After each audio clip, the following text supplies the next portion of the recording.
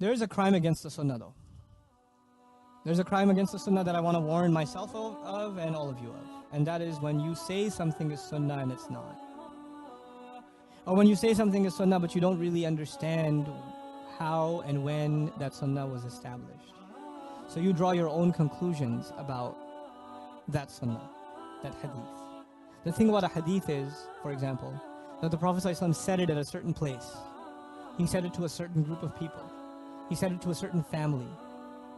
And you know when you walk in on someone's conversation, and he's already talking to someone, he's not giving a lecture to everybody, he's talking to someone in particular, right?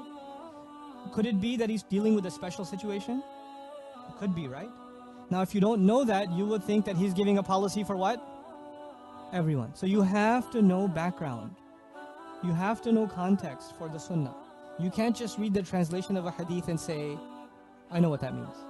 I know how to apply it. Because that's also unfair to the Sunnah of the Prophet ﷺ. It's unfair to not know how it was applied, how it was meant, you know? And so this is actually a big danger because people will make you feel guilty. You're not following Sunnah. You're not following what it says right here in Bukhari, right here.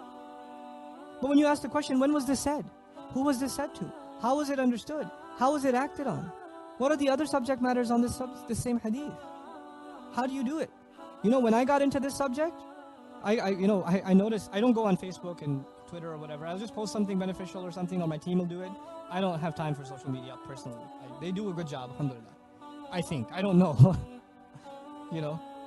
But so once in a while, they'll send me some things that people ask, and people say, how come you never talk about Hadith? I get a lot of that. Why do you only talk about Quran? You know why I do that?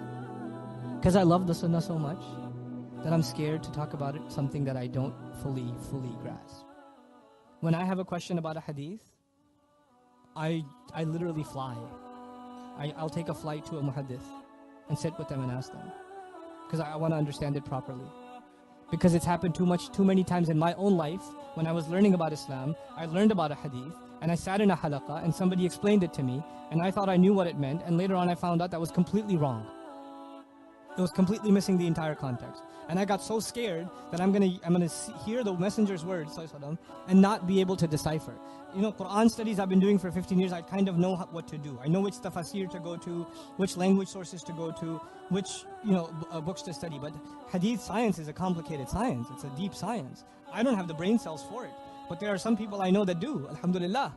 So I need to take advantage of them. And I do this out of awe and out of appreciation of the people who, they've dedicated 40 years to studying just hadith. That's no small task.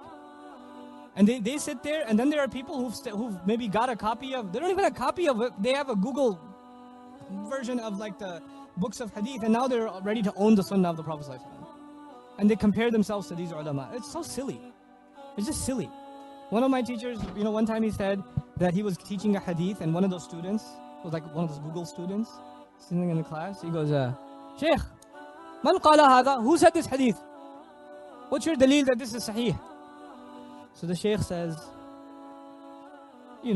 narrated by so-and-so, son of so-and-so, by so-and-so, and so. You know what happens with the names? So he gives him 20 names off the top of his head. And he goes, is that okay? And the student says, yes. He goes, you idiot, I just named all the students in the class.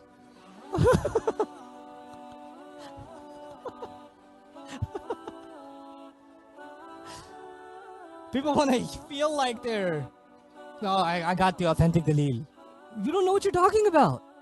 You don't know. It's so hard for people to accept what they don't know. It's so hard. I have, may Allah not make me from those kinds of people. I have no problem accepting what I don't know. And I'd rather go ask someone who spent their life studying this stuff. And I'd much more seriously take their opinion and their research and ask them hard questions too than just do Google searches myself. At least, especially when it comes to the Sunnah of the Prophet ﷺ, I think it's a sensitive subject. That's my own view. You don't have to take my view, but that's my own view. And my view of that has become more sensitive because of my study of the Quran. Because of its study. So may Allah Azza wa Jal make us really loyal followers of the Sunnah of the Prophet ﷺ, and may Allah Azza wa Jal make it easy for the beautiful Sunnah of the Prophet ﷺ to become widespread, and the misuse of it to become a thing of the past. Barakallahu li wa lakum. Assalamu alaikum wa rahmatullahi.